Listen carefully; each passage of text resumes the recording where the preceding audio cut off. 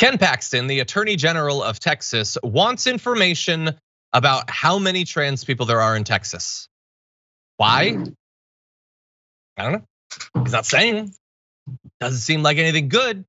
Don't trust him to use that information for anything that's going to help people in the community. But I do want to let you know about what we know so far. So the office sought a list of individuals who changed their gender on their state driver's license and other records over a 2-year span. So they'd requested this from the state's Department of Public Safety, initially asking for a total number of changes from male to female and female to male broken down by month, and later asked for the numbers and a list of names.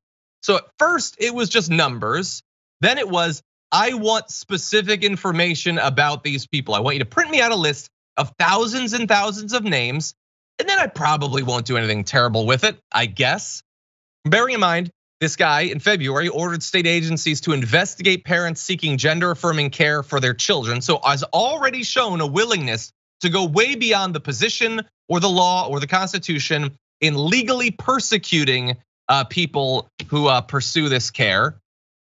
When asked who in the AG's office specifically requested the data, a DPS spokesperson told the Post, "I cannot say." And so look, usually at this point, I would love to give you more specific information about what they plan to do with this. At this point though, we kind of just sort of have to use our imagination.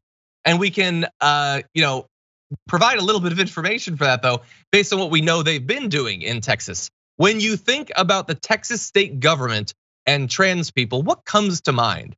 Maybe it's those investigations we talked about.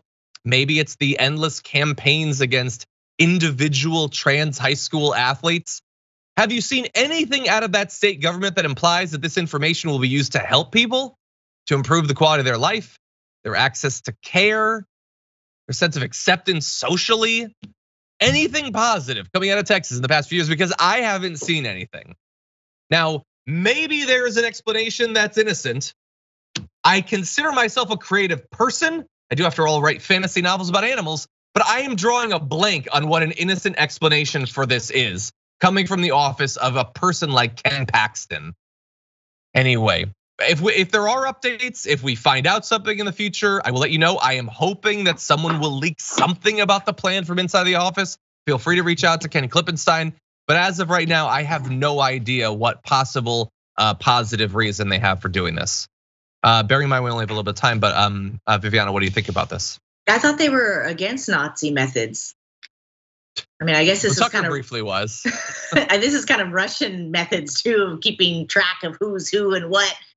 We know, John. You don't have to ask the rhetorical question. We know they're going to target them. They're going to lynch them.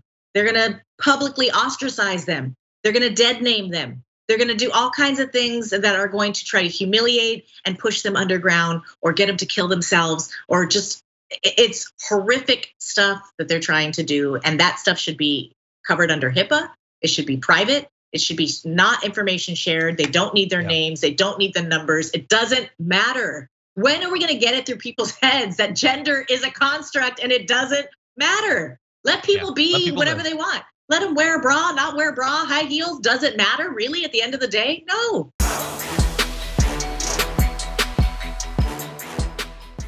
Check out the Damage Report podcast each day, wherever you get your podcasts, whether Pocket Casts or Stitcher or iTunes. You can join me as I give you the news and stories you want, with a range of co-hosts and interview guests jumping in on the fun each day. Again, that's the Damage Report, wherever you get your podcasts. And if you get them at iTunes, don't forget to rate and review. Sometimes I'll read them live on the show.